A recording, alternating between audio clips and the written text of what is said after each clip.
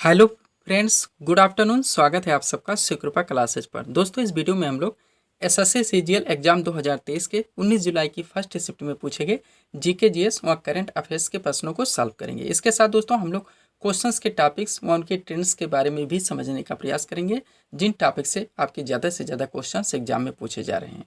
तो चलिए दोस्तों, ज़्यादा समय न लेते हुए हम लोग इन प्रश्नों को सॉल्व करना शुरू करते हैं। दोस्तों, पहला क्वेश्चन जो कि आज की फर्स्ट शिफ्ट में पूछा गया, भारत के संविधान का भाग 4 किससे संबंधित है। मैं आपसे बार बार बोलता हूं दोस्तों कि संविधान के आर्टिकल 1 से लेकर आर्टिकल 51A यहाँ तक आप लोग दोस्तों पूरी तरह से प्रिपेयर कर लीजिए। यहाँ से आपके हर शिफ्ट में क्वेश्चंस देखने को मिलेंगे ही मिलेंगे, क्योंकि वेरी वेरी इंपॉर्टेंट है क्वेश्चन।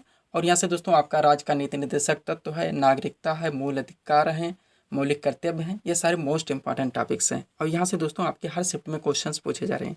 राइट आंसर होगा दोस्तों इसका, भारत के संविधान का भाग 4 राज्य के नीति निर्देशक सिद्धांत से संबंधित है, यानी कि डीपीएसपी से, direct principle of state policy. दोस्तों, भारत के संविधान का अनुच्छेद 1 से लेकर अनुच्छेद 4 तक इस संघ एवं उसके राज्य क्षेत्र का वर्णन है, जो कि भाग 1 है। उसके बाद संविधान का अनुच्छेद 5 से लेकर अनुच्छेद 11 तक ये दोस्तों नागरिकता का वर्णन है इसमें, और ये संविधान का भाग 2 है। उसके बाद 12 से 35 मूल अधिकार है, जो कि भारतीय संविधान का भाग 3 है। उसके बाद दोस्तों 36 से 51, जहाँ से क्वेश्चन था, 36 से 51 में डीपीएसपी यानी कि direct principle of state policy, राज्य के नीति निर्देशक सिद्धांतों का वर्णन है, जो कि संविधान का भाग 4 है।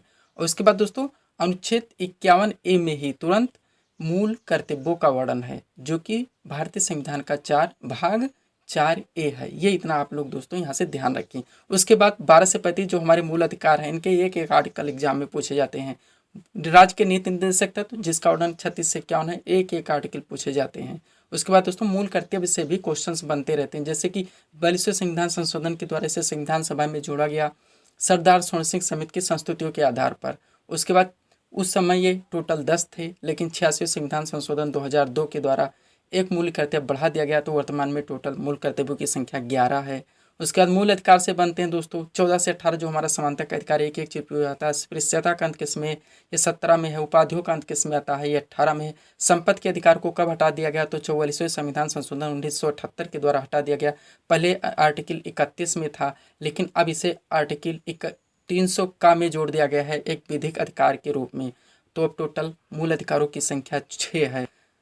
उसके बाद दोस्तों यहाँ से और भी बहुत सारे क्वेश्चंस बनते हैं, जैसे कि और हम लोग डिटेल में जाएं तो 14 से 18 हमारा समानता का अधिकार हो गया, 19 से 22 स्वतंत्रता का अधिकार हो गया, 23 से 24 शोषण के विरुद्ध अधिकार हो गया, 25 से 28 धार्मिक स्वतंत्रता का अधिकार हो गया, 29-30 संस्कृति एवं शिक्षा संबंधी अधिकार हो गया, और आर्टिकल 32 ये दोस्तों संवैधानिक उपचारों का अधिकार होगा। ये 6 मूल अधिकार हम लोगों को वर्तमान में प्राप्त हैं। आगे चलेंगे क्वेश्चन नंबर 2 की ओर, जो कि आज के शिफ्ट में पूछा गया, संतोष ट्रॉफी 2022-23 किस राज्य ने जीता, तो कर्नाटक ने जीता। उप विजेता की बात करें तो मेघालय राज्य होगा। ये भी आप लोग ध्यान रखेंगे, पूछा जा सकता है आगे। अगला क्वेश्चन दोस्तों ये एसएससी सीएचएसएल में भी पूछा गया था। 2022 में कूनो नेशनल पार्क में कितने चीते लाए गए थे, तो टोटल 8 चीते थे। और कूनो नेशनल पार्क दोस्तों इसकी लोकेशन की बात करें तो मध्य प्रदेश में स्थित है, ये भी ध्यान रखेंगे। सन 2022 में यहाँ पर कहाँ से लाए गए थे, तो नामीबिया से लाए गए थे। ये भी एक्स्ट्रा फैक्ट के रूप में आप लोग ध्यान रखेंगे। अगला क्वेश्चन जो कि पूछा गया, पंडित बिरजू महाराज को 1986 में किससे सम्मानित किया गया, तो पद्म विभूषण से। अब इसको पलट के भी पूछा जाता था, पंडित बिरजू महाराज को पद्म विभूषण से कब सम्मानित किया गया, तो ये भी ध्यान रखेंगे 1986 में। आगे चलेंगे हम लोग नेक्स्ट क्वेश्चन की ओर।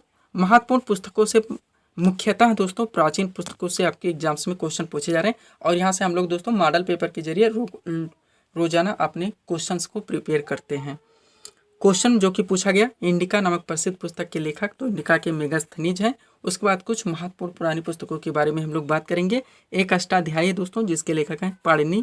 फिर महाभारत दोस्तों, महाभारत किसका है, वेद व्यास का। इनका पूरा नाम है महर्षि कृष्णा द्वैपायन वेद व्यास। अगला क्वेश्चन, हर्षचरित और कादम्बरी दोनों के हैं बाणभट्ट। पंचतंत्र इसके विष्णु शर्मा हो जाएंगे। गीत गोविंद, जयदेव, राजतरंगिणी, कल्हड़, पृथ्वीराज रासो, चंद बरदाई। अर्थशास्त्र इनके हैं चाणक्य या कौटिल्य। कभी कभी विष्णुगुप्त भी ध्यान रखिए, इनके 3 नाम थे। मुद्रा राक्षस इनके विशाखदत्त हैं। ये इतना दोस्तों आप लोग ध्यान रखें, मोस्ट इंपॉर्टेंट ये प्राचीन बुक्स के नाम है और उनके रचनाकारों की। आगे चलेंगे हम लोग नेक्स्ट क्वेश्चन की ओर, जो कि आज के शिफ्ट में पूछा गया। अब्बा जी, देखिए दोस्तों क्वेश्चंस को काफ़ी दोस्तों अब थोड़ा सा डिफिकल्ट दोस्तों क्वेश्चंस को लाया जा रहा है, क्योंकि दोस्तों कई सारे शिफ्टों में क्वेश्चंस हमारे एग्जाम्स होने हैं। दिक्कत इस बात की दोस्तों कि 15 से 20 मुख्यतः टॉपिक हैं जिनके इर्द गिर्द आपके क्वेश्चन पूछे जा रहे हैं, तो वहाँ से दोस्तों थोड़े थोड़े डीपली क्वेश्चन जाएंगे जैसे जैसे दोस्तों शिफ्ट आगे बढ़ेगी। क्वेश्चन पूछा गया, अब्बा जी लोकप्रिय उपनाम से कौन संबंधित है? तो ये अल्लाह रखा है। अल्लाह रखा कौन से वाद्य यंत्र से संबंधित है? तो ये एक तबला वादक थे, भी ध्यान रखेंगे। अल्लाह रखा क्या थे? एक तबला वादक थे। बार बार पूछा गया क्वेश्चन है, अल्लाह रखा किस वाद्य यंत्र थे? तो ये तबला वादक हैं। नेक्स्ट, प्रधानमंत्री नरेंद्र मोदी ने अरुणाचल प्रदेश के ईटानगर में किस ग्रीनफील्ड हवाई अड्डा का उद्घाटन किया? तो था डोनी पोलो हवाई अड्डा। जो लोग डोनी पोलो पे अपना आंसर टिक किए हैं उनका आंसर बिल्कुल करेक्ट है। आगे चलेंगे हम लोग नेक्स्ट क्वेश्चन की ओर। अगला क्वेश्चन दोस्तों जो कि आज के शिफ्ट में पूछा गया, जनगणना 2011 के अनुसार देश में सबसे अधिक जनसंख्या किस राज्य की है? तो उत्तर प्रदेश की। बिल्कुल इजी क्वेश्चन, हाईलाइटेड क्वेश्चन था। नेक्स्ट है दोस्तों, बार बार बात करते चले हम लोग मोपला विद्रोह जो कि 1921 में हुआ।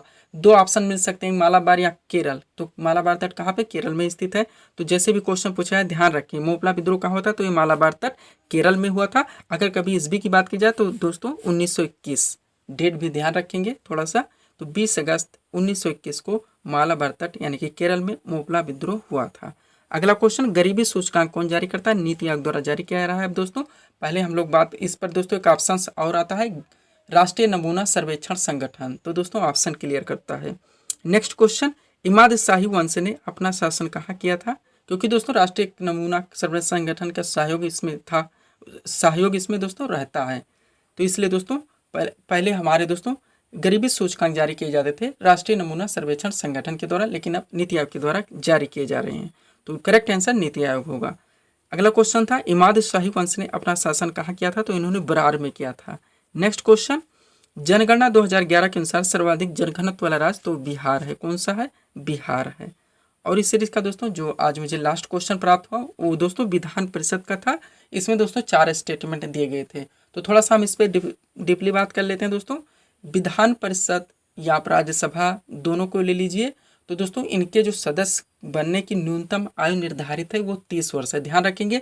लोकसभा विधानसभा 25 वर्ष, राज्यसभा विधान परिषद 30 वर्ष, राष्ट्रपति व राज्यपाल 35 वर्ष। उसके बाद दोस्तों विधान परिषद की जो सदस्य संख्या उस राज्य के विधानसभा के 15% से अधिक नहीं होती है और अधिकतम 250। उसके बाद विधान परिषद एक अस्थायी सदन है और इनके प्रत्येक सदस्यों का कार्यकाल 6 वर्ष का होता है।